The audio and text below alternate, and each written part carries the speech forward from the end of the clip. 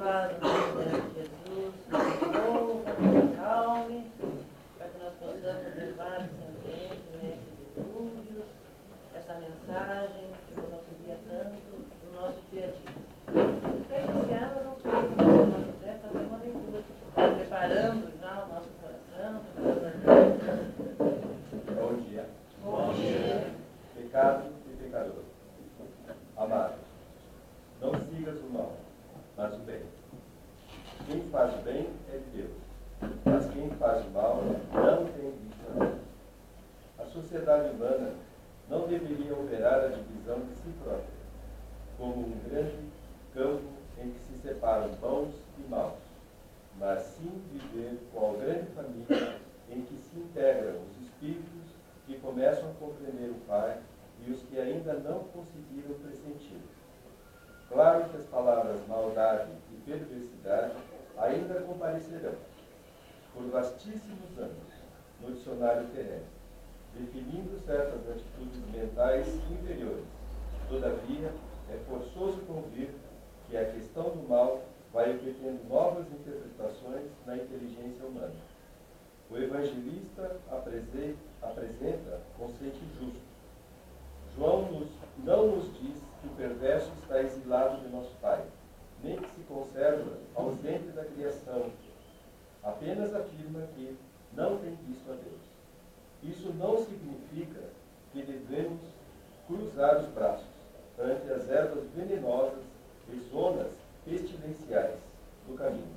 Todavia, obriga-nos a recordar que um lavrador não retira espinheiros e detritos do solo, a fim de convertê-lo em precipício. Muita gente acredita que o homem caído é alguém que deve ser aniquilado. Jesus, no entanto, não adotou essa diretriz. Dirigindo-se amorosamente ao pecador, sabia-se, antes de tudo, defrontado por enfermo infeliz, a quem não se poderia subtrair as características de eternidade. Lute-se contra o crime, mas ampare-se a criatura que se lhe enredou nas malhas tenebrosas. O mestre indicou o combate constante contra o mal. Contudo, aguarda a fraternidade legítima entre os homens por marco sublime do reino celeste. Então, vamos acalmar o coração, manter nessa vibração amorosa do nosso Mestre Jesus e agradecer. Agradecer por essa oportunidade bendita de aqui estarmos reunidos, buscando esse conhecimento que nos auxilia, que nos dá bom caminho, que nos encoraja, que nos fortalece. Vamos agradecer porque o nosso Mestre Jesus está sempre conosco, nos amparando, nos envolvendo, nos guiando, nos incentivando, porque nos momentos de dificuldade, quando elevamos o nosso pensamento, através da prece, sentimos essa presença vibrar em nosso coração. Por isso temos a certeza de que Ele conosco caminha, que nós não estamos desamparados, que por mais as dificuldades do caminho, sempre encontramos a força no seu amor para poder seguir adiante. Por isso agradecemos, Senhor. Somos aprendizes dessa escola. E como aprendizes queremos estar contigo. Mas queremos, Senhor, ser trabalhadores envolvidos com a tarefa. Por isso ensina-nos, Senhor, a verdadeira caridade. Que tenhamos sempre a disposição de estender as nossas mãos e abrir o nosso coração para aqueles irmãos que caminham conosco na dificuldade, na rebeldia, na revolta, aqueles que se escondem, que fogem de Deus, que possamos compreendê-los e que possamos, Senhor, em teu nome ajudá-los. Mestre Jesus, derrama as bênçãos do teu amor sobre toda a terra, que possa cada irmão receber no seu coração a tua paz, para que possa assim derramá-la entre todas as criaturas. Queremos, Senhor, que o amor seja uma constante, que não nos desviemos do caminho. E precisamos, então, que a tua bondade se faça sobre cada irmão. Mestre Jesus, que a tua luz se derrame sobre cada irmão, cada necessitado, sobre todos nós. Obrigada por mais essa oportunidade. E hoje temos um receber novamente, que bom que vem, né? Traz o convite, ele está aqui, nosso irmão Jean Puchesca, é o trabalhador do Centro Espírita Mensageiro da Paz, coordenador de estudo, divulgador da doutrina espírita. Então vamos acolhê-lo com o nosso carinho, vibrando, né, de forma positiva, para que nós possamos extrair mais e mais o conhecimento que está aqui. Tá?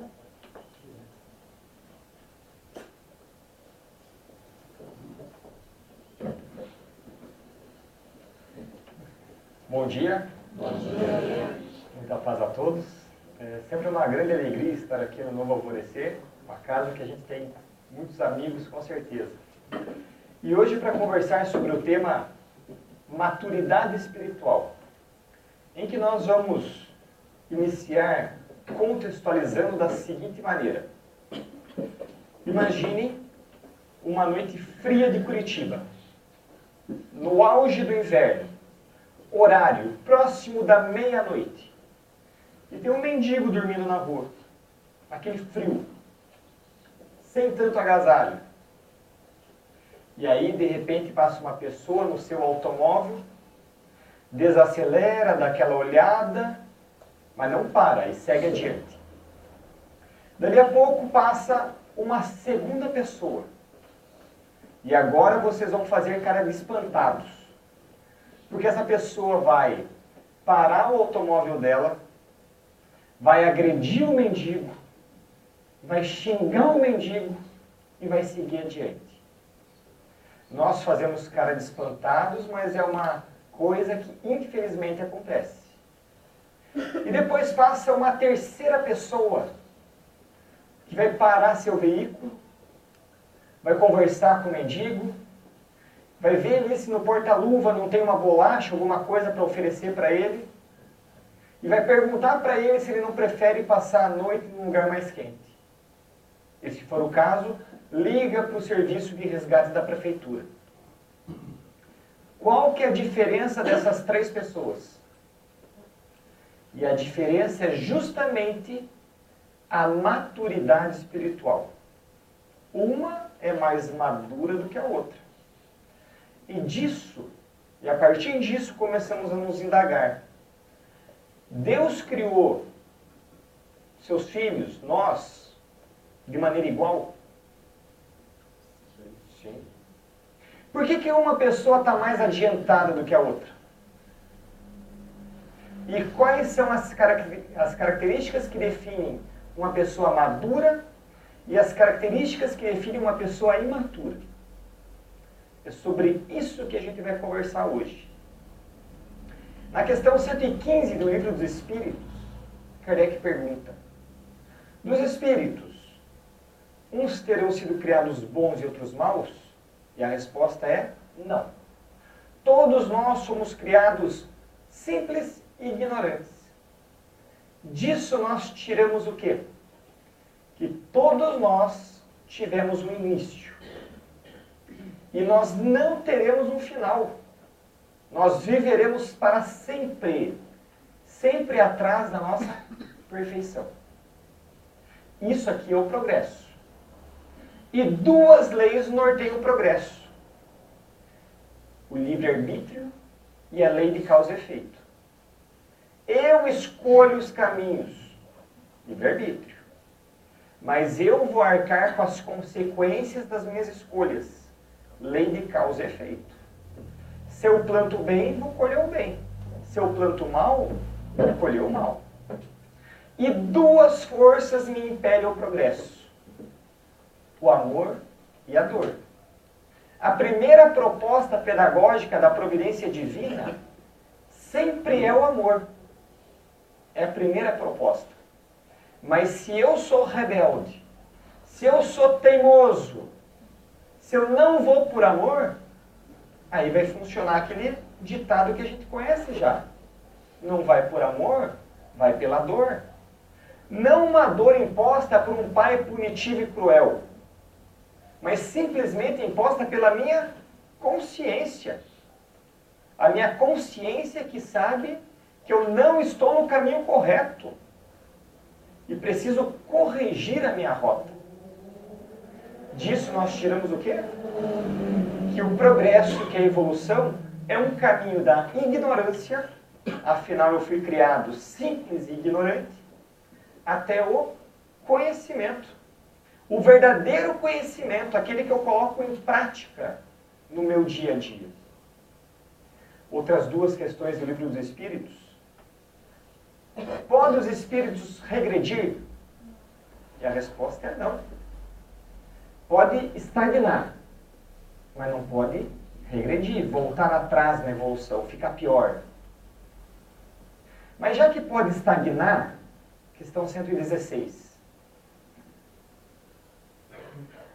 Haverá espíritos que se conservem eternamente nas ordens inferiores? Fiquem para sempre no mal? E a resposta, algum problema de contato.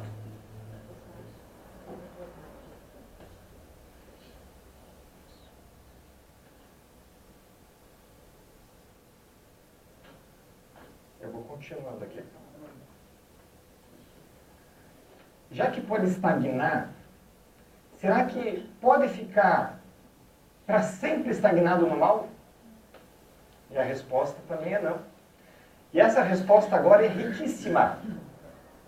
Porque os espíritos dizem, não, todos se tornarão perfeitos. Todos se tornarão perfeitos. Então imaginem a pessoa mais cruel que vocês possam imaginar. A pessoa mais cruel. Essa pessoa um dia será perfeita. Ela não é má. Ela está má. É uma condição passageira que a pessoa está tendo. Ela está. Um dia essa pessoa vai ser perfeita. E essa pessoa que está má está em processo de aprendizado. Assim como cada um de nós aqui. Estamos em processo de aprendizado. Acho que vamos fazer assim.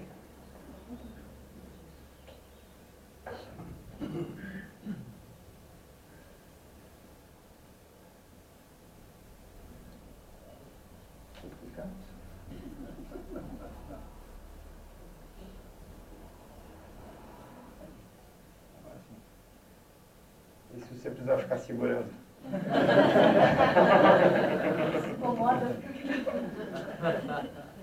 Vamos ver. Então essa pessoa está má. Ela não é. É uma condição passageira. Está em processo de aprendizado como cada um de nós. Essa pessoa está na ignorância. E nós ficaremos na ignorância até quando? Até que a nossa consciência desperte. Falando em consciência, onde que está escrita a lei de Deus? E a resposta eu já entreguei. A resposta é na nossa consciência, a questão 621 do Livro dos Espíritos. A nossa consciência faz duas coisas por nós. Aponta a nossa deformidade moral e aponta o melhor caminho a ser seguido. Então, por exemplo, fui no mercado e o caixa me dá R$1 a mais de troco, uma moedinha. E eu percebi. Eu coloco a moeda no bolso. Antes que eu saia pela porta do mercado, o que minha consciência vai me dizer? Que está errado.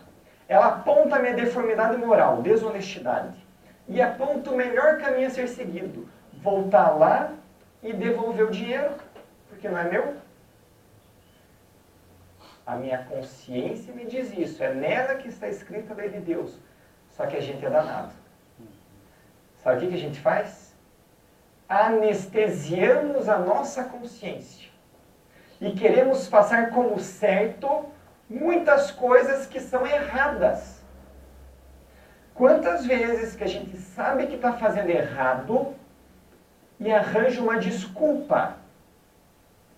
Não só para os outros, mas para mim mesmo. O nome disso é anestesiar a consciência. É desejar justificar o injustificável. Não, eu estou errando.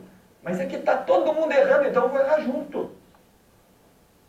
Querem ver o que a pessoa com a consciência anestesiada fala agora? Ela vai falar assim, R$1? R$1 não é nada.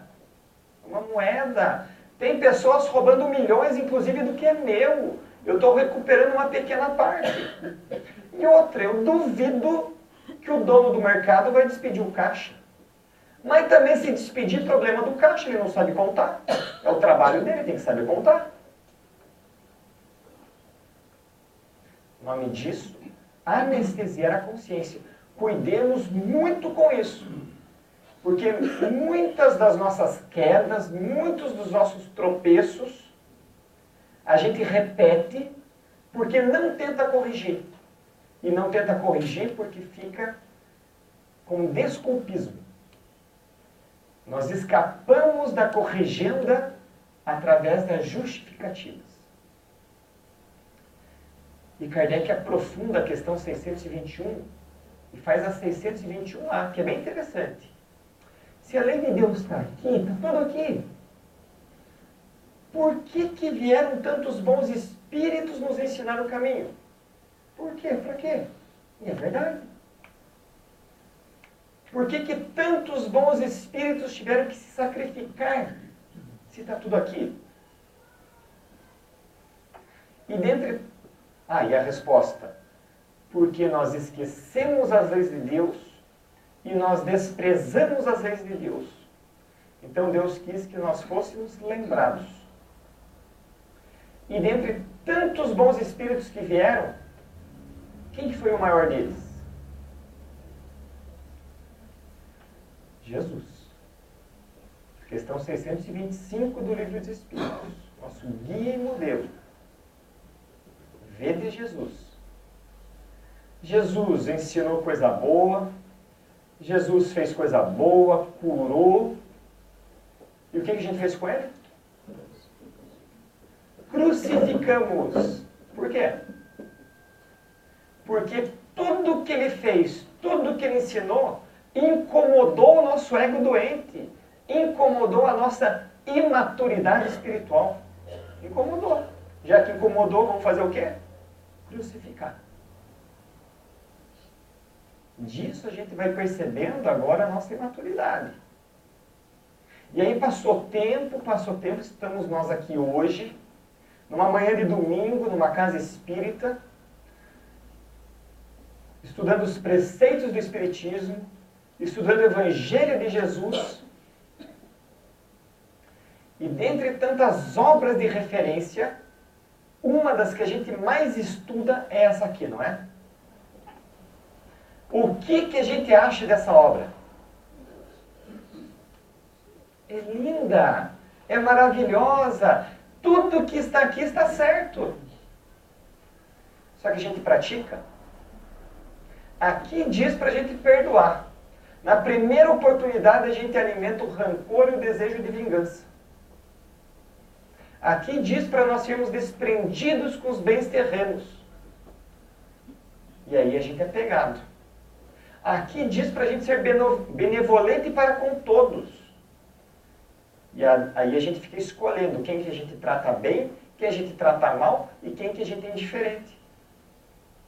E faz o bem apenas por conveniência e por interesse. O que eu vou ganhar em troca? Isso porque nós estamos dormindo espiritualmente falando, estamos numa consciência de sono. E quando a gente começar a se esforçar para colocar em prática tudo isso, significa que nós estamos acordando, estamos despertando. Só que a questão é, nós queremos acordar sim ou não? Ou está bom viver na ilusão do jeito que vivemos? Ainda no Evangelho, no capítulo 17, tem uma mensagem que diz: enquanto umas pessoas se comprazem no seu horizonte limitado, no seu mundinho de ilusão, outras pessoas compreendem a existência de uma coisa maior, melhor, e esforçam-se para se libertar. e sempre o consegue. Olha um detalhe, a palavra sempre. Sempre o consegue quando dispõe de uma vontade firme. A expressão-chave dessa mensagem, que vai se tornar também a expressão-chave da nossa palestra de hoje, é vontade firme. Se eu quiser fazer minha reforma íntima, eu preciso do quê? Me esforçar. Vontade firme. Se eu quiser ser uma pessoa melhor, vontade firme. Mas a minha vontade é de que tamanho? Pequenininha. E aí eu titubeio, eu tropeço, porque eu estou sem vontade. Olha o que Jesus ensina pra gente. Já imaginou a gente aqui assistindo uma pregação de Jesus? Ele fala assim: sabe aquela pessoa que vocês não gostam? Que vocês chamam de inimigo? Aquela pessoa que tenta destruir tudo o que vocês estão tentando construir?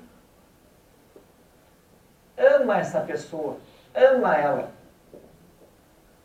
Sabe a pessoa que fala mal de vocês? Que calunia? Fala bem dela.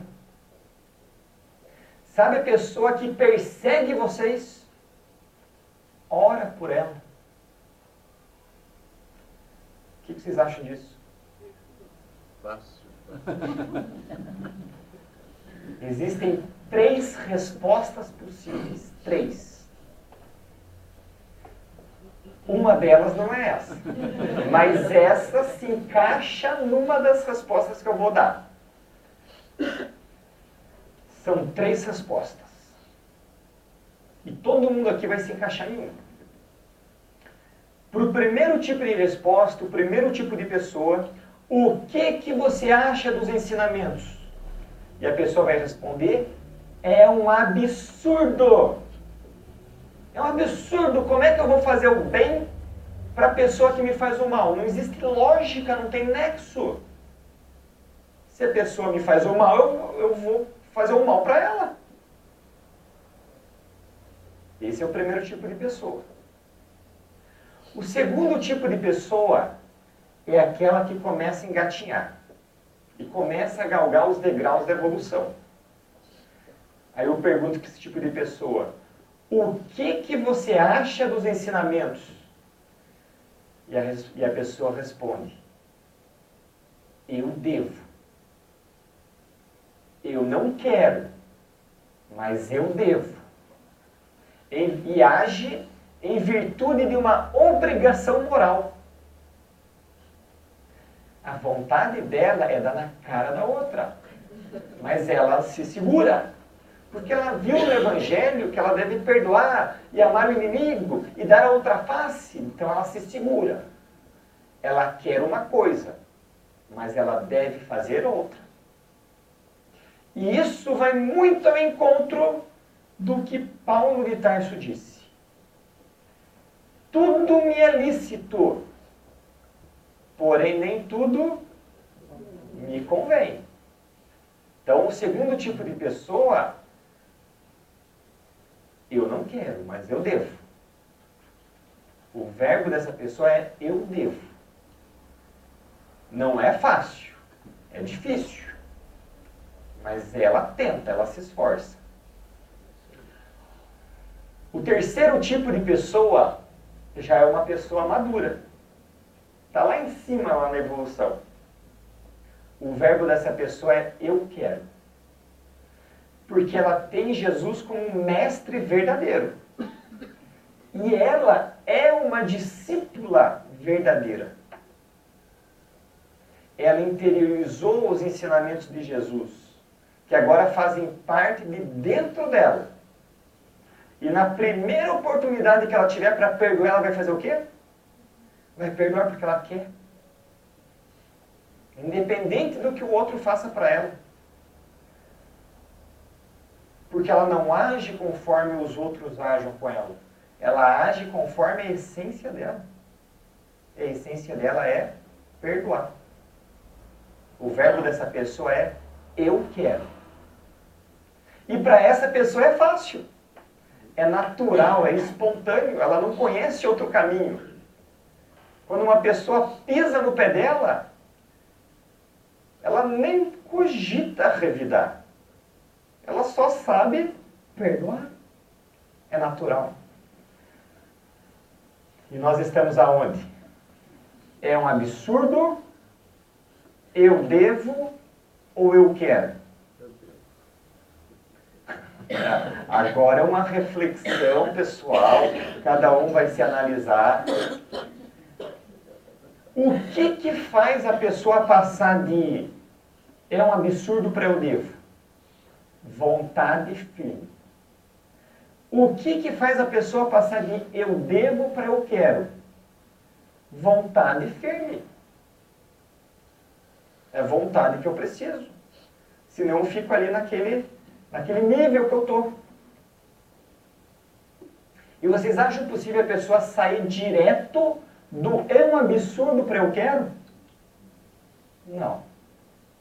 Não, imagina a pessoa lá no sofá da casa dela, odiando a outra, achando que é um absurdo tudo isso, e aí do nada, opa, agora eu quero. Agora eu quero perdoar. Não é. É uma questão de treino, passo a passo, estágio por estágio. E eu só vou chegar na fase do eu quero depois de muito eu devo, insistir. Porque daí quando eu insisto, minha vontade vai crescendo. Hoje a minha vontade é pequena, mas se eu insistir, ela vai crescendo. Lembramos de uma frase de Emmanuel, que diz: a disciplina antecede a espontaneidade. A disciplina está onde? Eu devo. Espontaneidade está onde? Eu quero. Então é disciplina, treino, eu devo. Vai chegar um dia que eu vou entrar na fase do eu quero. É espontânea, natural. Tudo que eu estou falando é racional para vocês? É lógico. Falando nisso, eu costumo agir por instinto, razão ou sentimento? Então vamos analisar. Se uma pessoa grita comigo, o que eu faço? Se eu gritar com ela de volta, eu estou agindo por instinto. Porque basicamente uma das características da pessoa que age por instinto é ser reativa. Ela reage. Ela não age, ela apenas reage. E o comportamento dela depende dos comportamentos dos outros para com ela. Se os outros agem bem, talvez até ela aja bem, mas se os outros agirem mal com ela, sai de perto. Comportamentos dela sempre depende.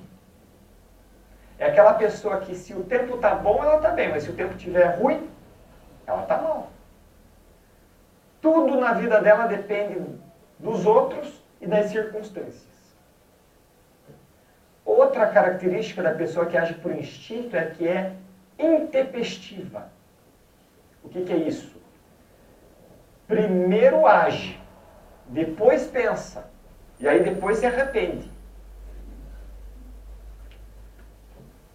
Por isso que muitas das nossas ações são infantis e próximas do ridículo, a ponto que, se alguém nos filmasse no dia a dia, naquele momento de briga, aquele momento que a gente está de cabeça quente, se alguém nos filmasse e depois viesse com a filmagem, ó, tá aqui, assista, o que nós sentiríamos ao nos assistir?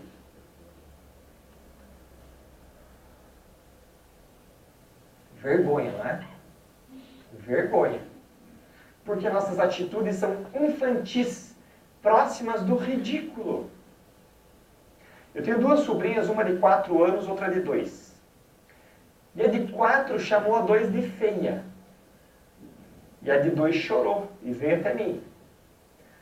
Aí eu falei para ela, ó, o que a outra fez não está certo, mas você também não podia se deixar afetar por uma coisa dessa. Vai ficar chorando só porque te chamaram de feia.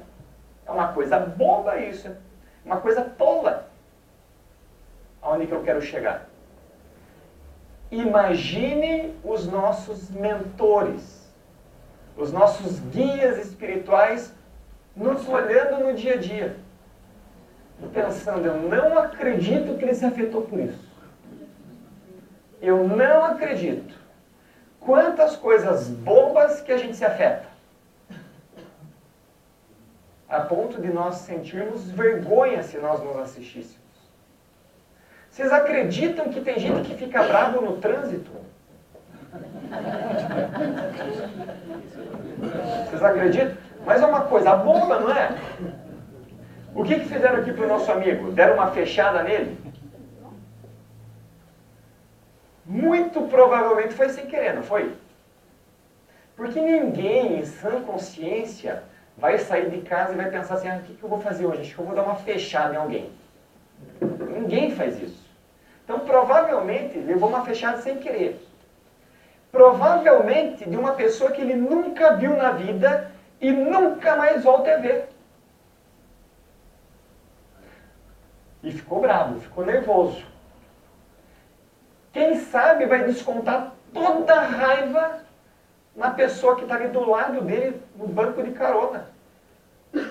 Não tem nada a ver. E pode ser que essa pessoa pense, quem o outro acha que é para me dar uma fechada? Eu vou acelerar meu carro e vou fechar ele, para ele aprender. Aprender o quê? Levei uma fechada, dou uma fechada. O que é isso? Olho por olho? É a lei de Talião. E a lei de Talião é o eclipse absoluto da razão, não tem razão nenhuma. É só instinto. E basicamente quem que age pelo instinto? Os animais. Então isso que a gente faz aqui, ó, não é humano. É o nosso lado animal que a gente precisa superar. Instinto. E aí seguiu viagem. Furou o pneu do carro. Quando fura o pneu de carro, o que a gente faz? Primeiro, desce do carro. Segundo, chuta o pneu. Terceiro, xinga o pneu. Quarto, troca o pneu. Para que chutar e xingar? Para quê? Tem alguma razão nisso? Não. É só instinto, só. Porque a pessoa racional faz o quê? Ela desce do carro, ela troca o pneu e segue viagem. Pronto, acabou. Daqui a pouco já nem lembra disso mais. Aí uns vão falar, não, mas é até bom que dá aquela extravasada. Extravasada o quê? A única coisa que a pessoa vai fazer é abaixar o padrão vibratório dela. Em abaixando o padrão vibratório vai ficar afinizado com que tipo de espírito? Aqueles que querem perturbar e atrapalhar ainda mais o ambiente, a situação. É uma coisa muito séria isso. E olha o que me atrevo a falar para vocês agora. Características da pessoa instintiva, que age por instinto. É reativa, intempestiva, ela age sem pensar e pratica a lei de Talião. Olho por olho, dente por dente. Vamos pegar só a parte do agir sem pensar. A maior parte dos problemas que eu tenho em minha vida é porque eu ajo sem pensar. E se eu pensasse um pouquinho antes de agir, eu não teria a maior parte dos problemas que eu tenho. Verdade ou mentira? Porque muitas coisas eu crio. Muitos obstáculos no meu caminho eu estou criando constantemente. Simplesmente por não pensar antes de agir. E aí vocês perguntam, mas Jean, conta até quanto então? Até 10? Eu respondo, depende. Um problema, uma questão tranquila, conta até 10. Se for mais complexa, conta até 1000. E se for mais difícil ainda, conta até 1 milhão. Mas a gente não pode continuar agindo de cabeça quente, igual a gente costuma fazer, e errando, porque daí, olha o problema, a gente erra e cria um problema. E aí depois tem que fazer um monte de coisa para corrigir o problema. Já ouviram falar que a pessoa que não pensa trabalha dobrado? É isso aí, ó. A pessoa que age pela razão, ela basicamente pensa antes de agir.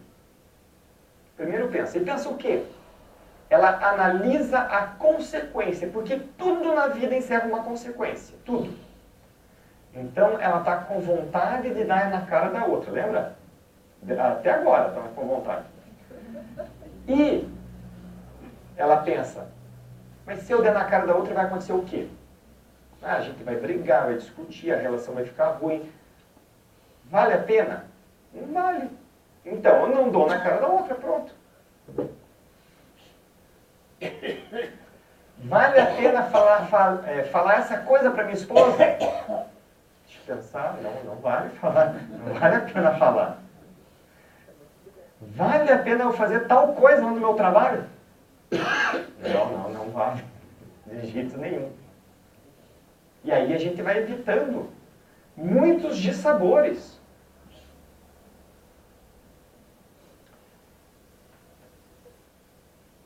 E depois que eu treino, eu devo, disciplina, tudo se torna daí natural. Quando se torna natural, eu estou agindo pelo sentimento. Aí não é nem a razão, mas agora é pelo sentimento mesmo. E é nesse instante que o reino dos céus começa a habitar aqui dentro. Não importa o que o outro me faça, eu vou estar bem. Eu vou estar tranquilo. Eu vou estar com paz interior. Entendido até aqui? Agora eu quero abordar 2 tópicos com vocês. Rumo à nossa maturidade espiritual. Para a gente ver agora se a gente está mais para imaturo ou mais para maduro. Combinado? O primeiro tópico é esse aqui, ó. Se as coisas não saem do jeito que eu quero, eu me revolto ou eu confio em Deus? Se eu costumo me revoltar é porque eu sou imaturo. Uma criança, espiritualmente falando, que resmunga e que esperneia. E se eu confio em Deus é porque eu sou maduro. Porque eu compreendo. Vamos pensar assim. A minha visão é limitada. Limitadíssima. E a visão de Deus? Total. Um outro detalhe. Muitas vezes, nem eu quero o meu próprio bem. Nem eu quero o meu próprio bem. E falo outra coisa. A maior parte dos problemas que eu tenho sou eu que crio. Num processo de autossabotagem seríssimo. A pessoa que mais me prejudica, quem é? Eu mesmo. E Deus? Só quer o nosso bem, só.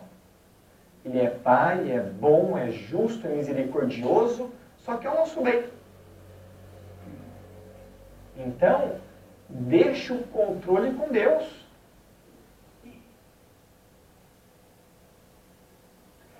Muitas vezes, o bem está onde eu julgo estar o mal. Mas é que a minha visão é limitada e eu não consigo compreender. Vocês já ouviram o ditado, Deus escreve certo por linhas tortas? Está errado, não está? Deus escreve certo por linhas certas. Mas eu que não entendo. Tem uma frase que eu acho bem interessante, que diz assim, ó. A realidade nunca é frustrante. É sempre gratificante. Frustrações surgem porque impomos nossas ilusões à realidade. para a gente refletir. E aí na oração do Pai Nosso a gente vem firme nela. Venha a nós o vosso reino, e aí dá aquela murchada assim, né? Seja feita a vossa vontade. Porque no fundo a gente queria falar o quê? Seja feita a minha vontade assim na terra como nos céus. No fundo a gente queria falar isso.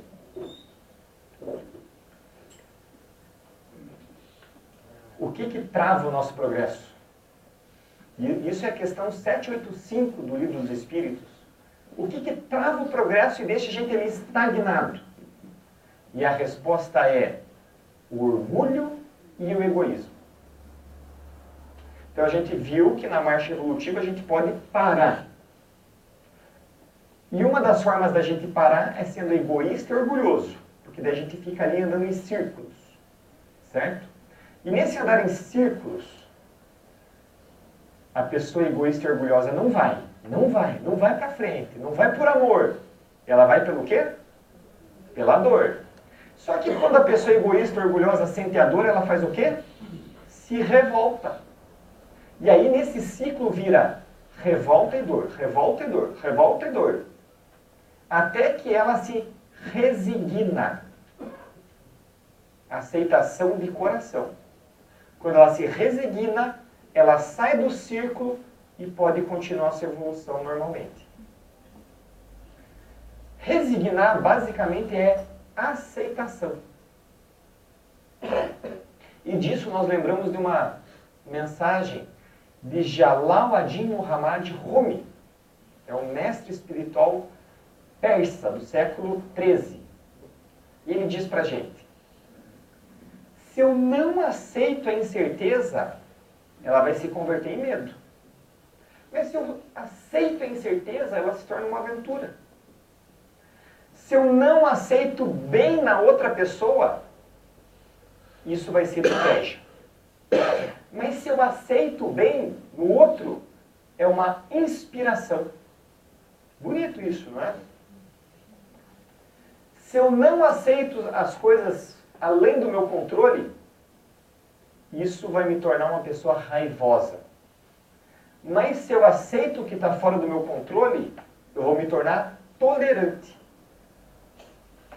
Se eu não aceito as pessoas como elas são, eu vou odiar.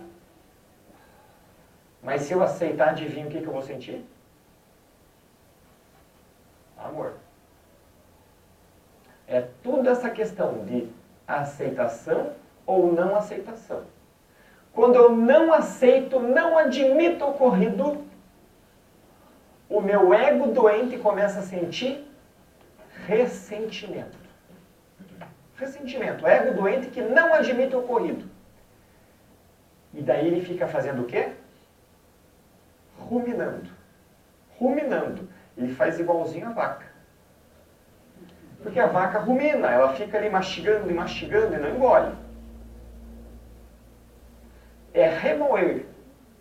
A coisa ruim aconteceu anos atrás, mas eu sinto aquela angústia, aquele sofrimento, como se tivesse acontecido agora de manhã, antes de vir para cá. E isso é horrível para mim, porque eu sofrer uma vez é ruim, mas eu sofrer milhares de vezes aqui na minha mente por ficar remoendo é muito pior. E a gente pode até dizer que a pessoa que faz isso é porque gosta de sofrer. Sente prazer no sofrimento. Porque tem alguém ali obrigando ela a ficar remoendo as coisas? Não.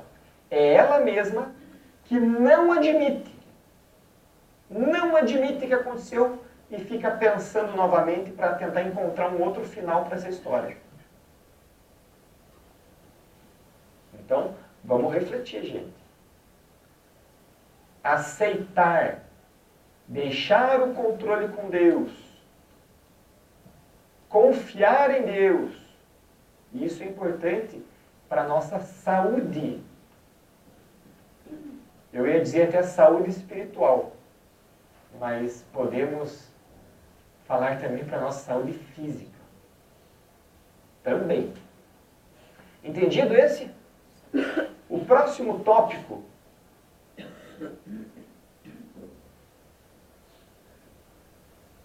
é esse aqui. Se eu me ofendo, eu sou imaturo. Mas se eu não me ofendo, eu já sou mais maduro. E no meu dia a dia, eu costumo me ofender facilmente? Com as coisas que os outros fazem para mim, falam? Ou com as coisas que os outros deixam de falar ou fazer para mim? Quanto mais facilmente eu me ofendo, maior é o meu orgulho. Porque toda vez que eu me ofendo, quem que está sendo ferido? O meu orgulho. Por exemplo, estou no shopping.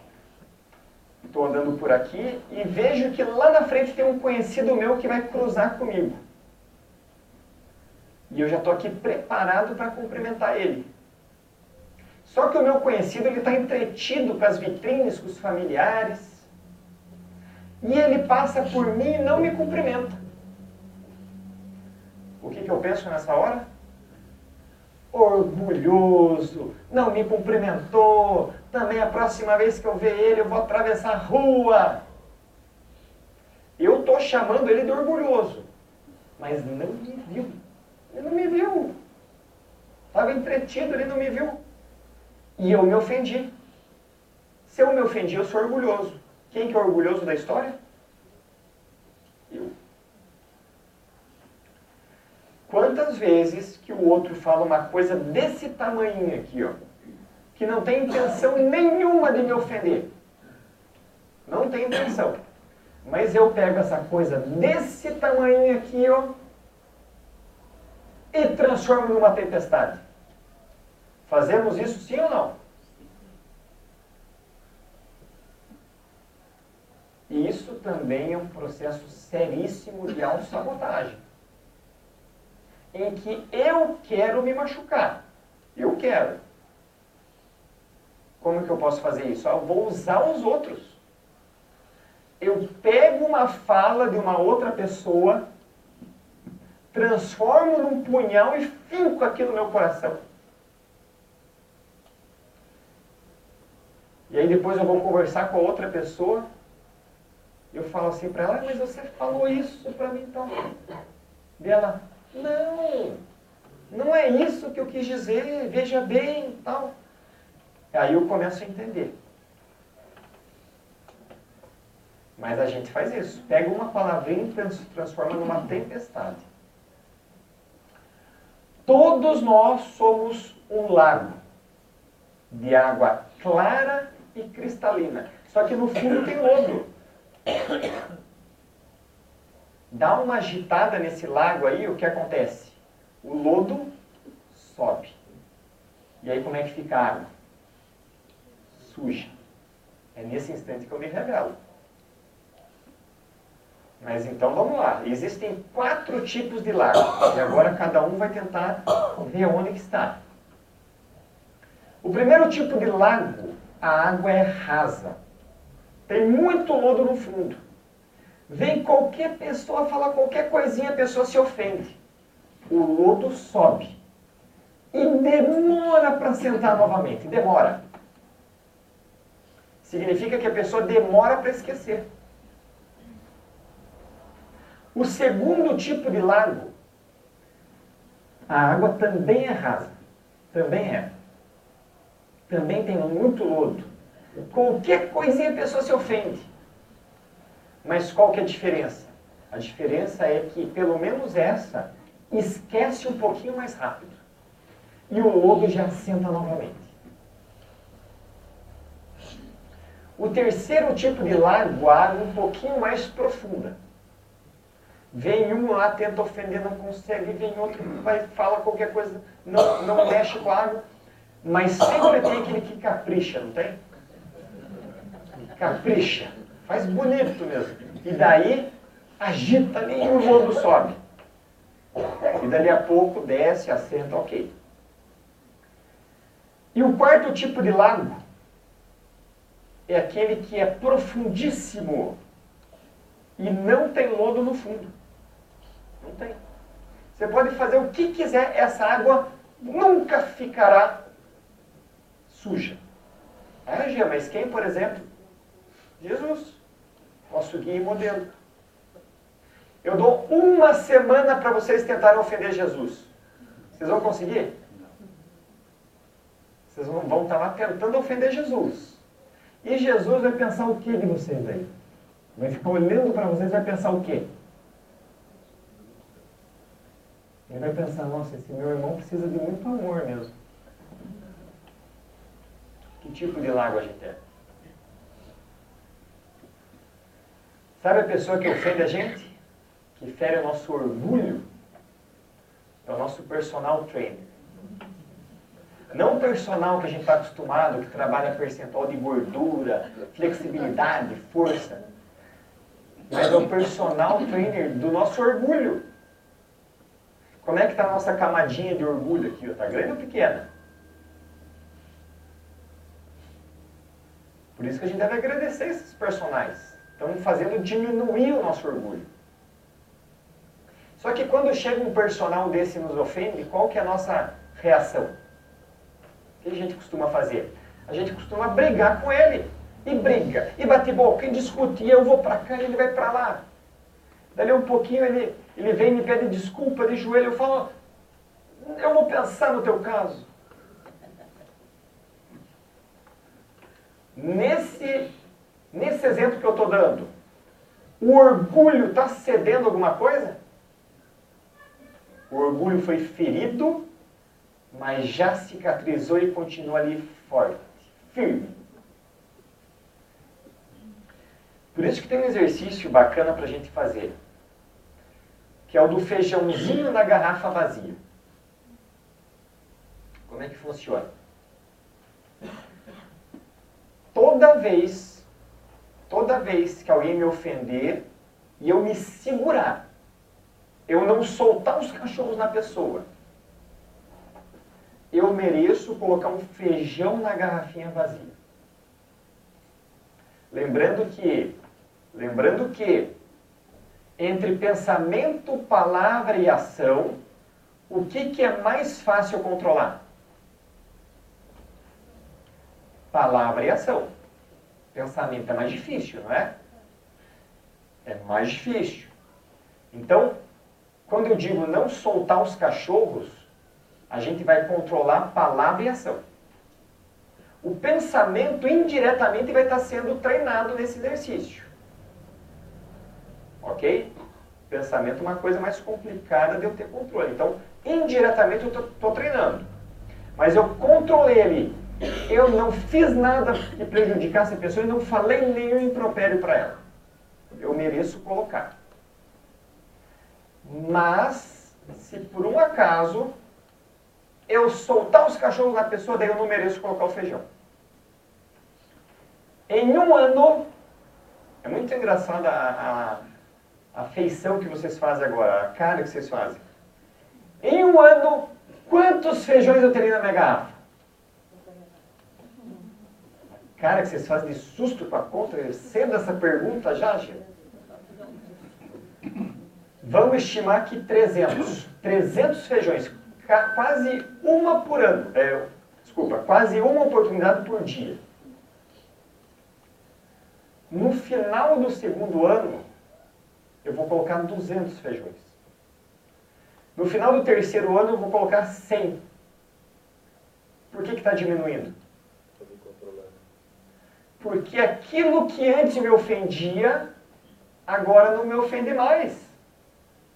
Eu me ofendia porque me chamavam de feio.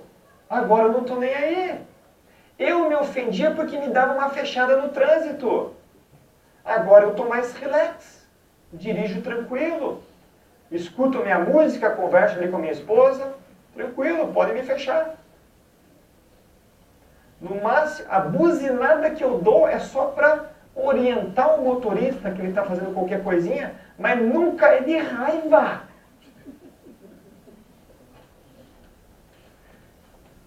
E aí, se de repente vem tirar sarro do meu time que só está perdendo, eu também não vou ficar bravo. Tá bom, tá perdendo.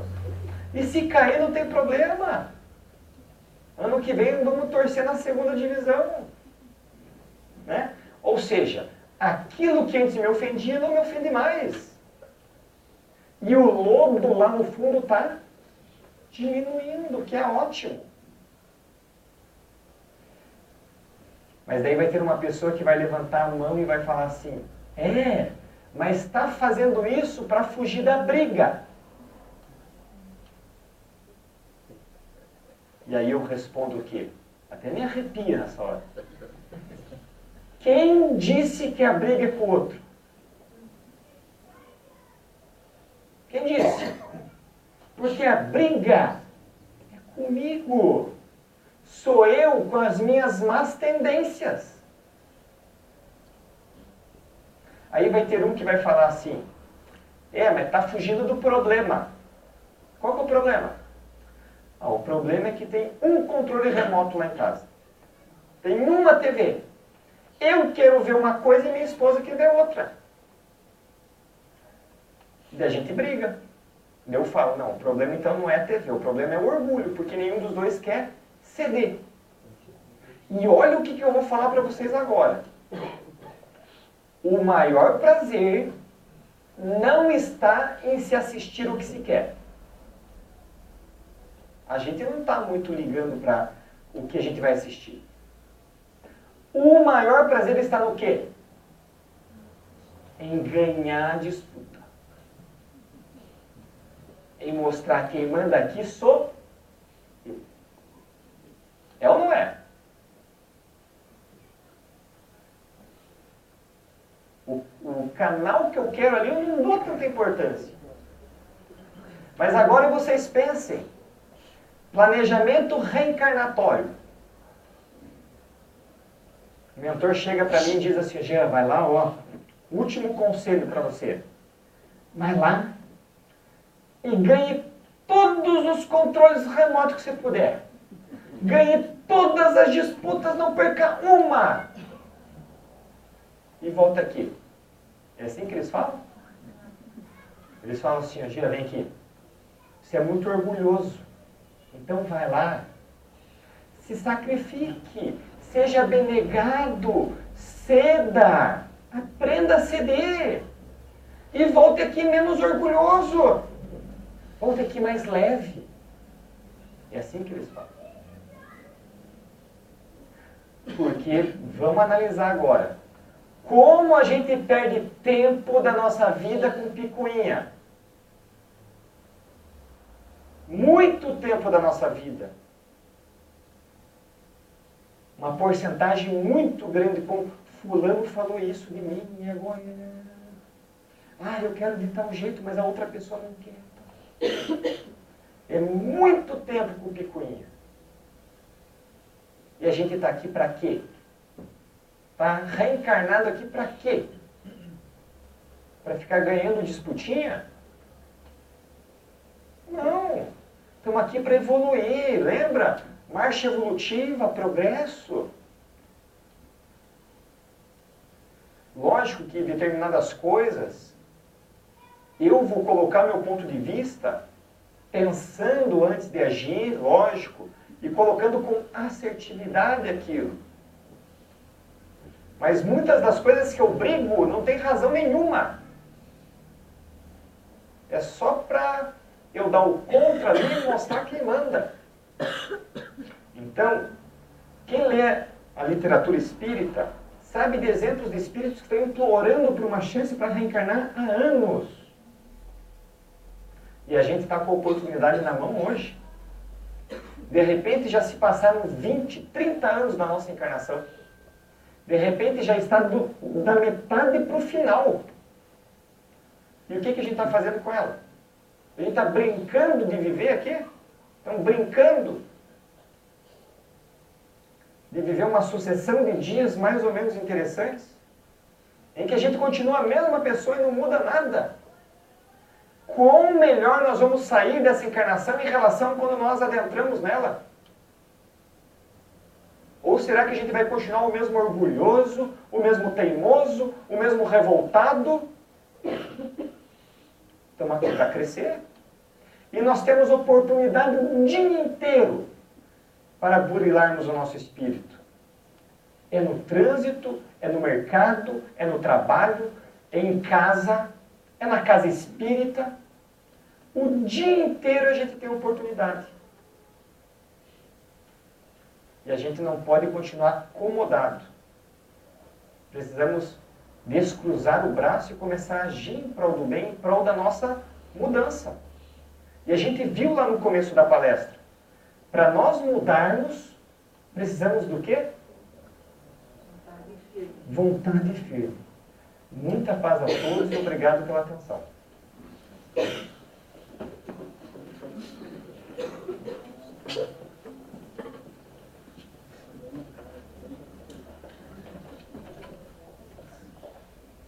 Vou dizer para vocês que quando eu vi o teor da palestra, eu tentei sabotar. O plano espiritual ajudou.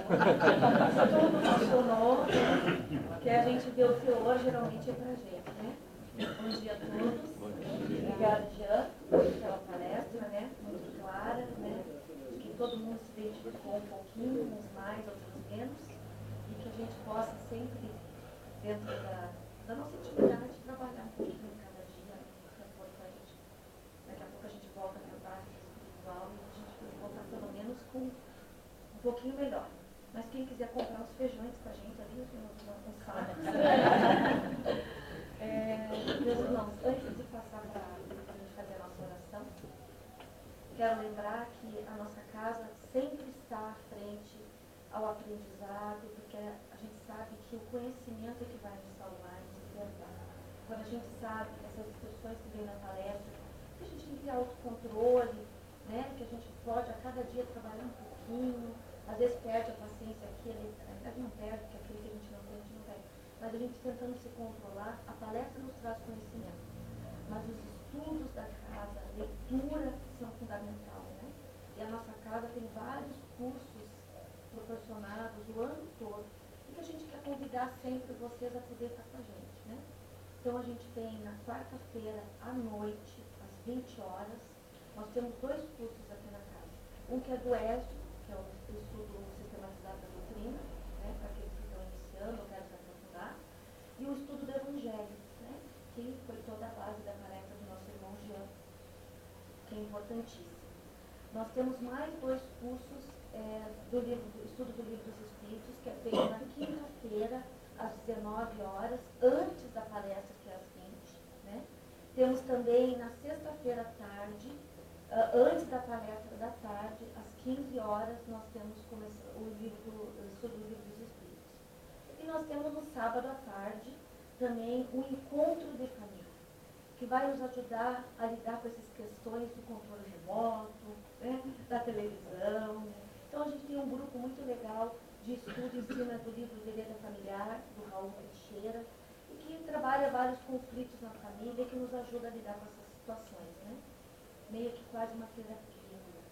Então é muito bom. A casa proporciona isso, nos ajuda. E o conhecimento nos tranquiliza. A nossa casa também tem atendimento fraterno para aqueles que precisam, uma livraria, uma biblioteca extensa para aprofundar a aprendizagem. Né? Estamos aqui à disposição.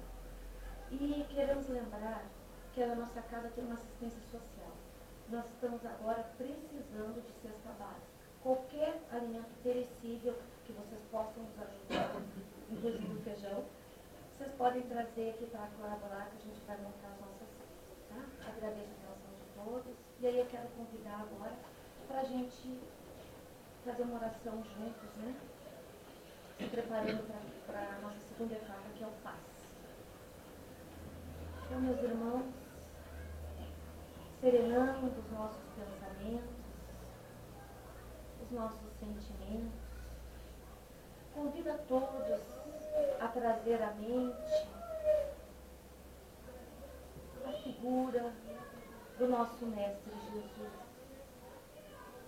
que está aqui nesse ambiente, com aquele semblante sereno, calmo, está nos abraçando, nos acolhendo, nos envolvendo com o seu amor e com a sua luz.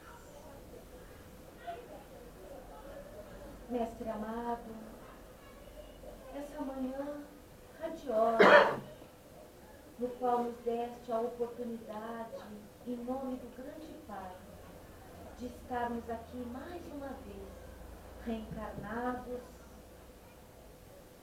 nessa casa de oração bendita, que nos acolhe e que nos ajuda a seguir no caminho da luz e da paz. Mestre querido, te damos graças por esta oportunidade, por esse encontro bendito que tivemos hoje aqui, por esse aprendizado. E pedimos, através da permissão do grande Pai e da tua autorização, que o Mestre e que os bons espíritos estejam sempre conosco, nos guiando, nos acompanhando nessa semana, que possamos levar todo esse conhecimento dentro de nós e nos transformarmos a cada dia em teus irmãos. Dessa forma, nosso querido, pedimos que nos acompanhe, nos guie e nos cuide. Que assim seja. Muito obrigada. Aqueles que desejarem receber o passe, pedimos que fiquem em seus lugares, que elas